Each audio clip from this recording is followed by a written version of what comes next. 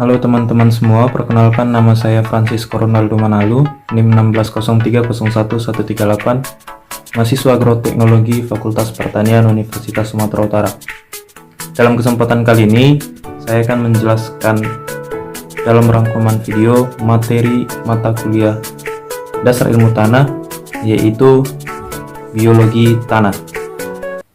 Biologi tanah adalah kehidupan di dalam tanah. Kehidupan ini menyangkut aktivitas jasad hidup, baik makro maupun mikro, dan peranannya sendiri secara pedologi ataupun edapologi.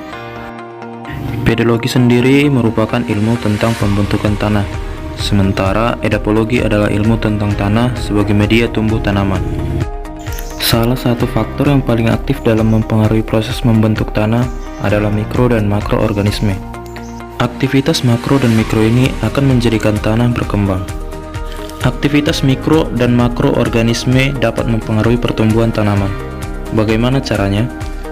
Caranya adalah dengan melepaskan asam-asam organik atau enzim yang mampu melarutkan hara dari bentuk tidak tersedia menjadi tersedia bagi tanaman. Selanjutnya kita akan membahas klasifikasi fauna tanah. Berdasarkan ukuran tubuh, fauna tanah dibagi menjadi 3. Yang pertama adalah mikrofauna, merupakan hewan tanah yang berukuran 20-200 mikron. Contohnya adalah protozoa, acarina, dan nematoda. Yang kedua adalah mesofauna, merupakan hewan tanah yang ukuran tubuhnya 200 mikron sampai 1 cm. Contohnya adalah nematoda, rotifera, larva serangga. Yang ketiga adalah makrofauna, merupakan hewan tanah yang ukuran tubuhnya lebih dari 1 cm. Contohnya adalah moluska, insekta, dan vertebrata kecil. Aktivitas cacing tanah dapat memperbaiki sifat tanah. Bagaimana hal ini bisa terjadi? Hal ini dapat terjadi karena tanah mampu memberi ruang bagi air dan udara, serta sisa pembuangan kotoran cacing mampu membantu hara semakin banyak tersedia di dalam tanah. Nematoda juga memiliki peranan dalam memperbaiki sifat tanah, yakni dengan memakan sisa-sisa bahan organik yang terdapat di dalam tanah. Selanjutnya, kita akan membahas arthropoda dan peranannya bagi tanah. Arthropoda sendiri memiliki peranan untuk mempermudah pertumbuhan bakteri sehingga sifat fisik tanah dapat menjadi lebih baik. Kemudian, arthropoda juga berperan sebagai predator di dalam tanah. Arthropoda juga memiliki 4 kelas diantaranya yaitu kelas Myriapoda, kelas Crustaceae, kelas Arachnida, dan yang terakhir adalah kelas insekta atau hexapoda.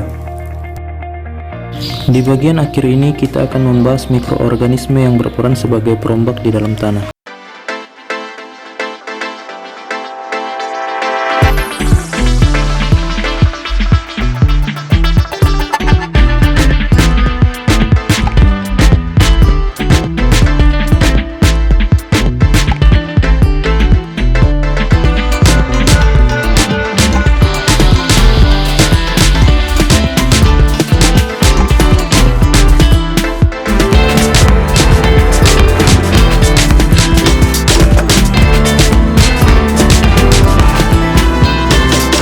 Yakni berdasarkan sumber makanan, berdasarkan kebutuhan oksigen, dan berdasarkan peranan dalam penyediaan hara bagi tanaman.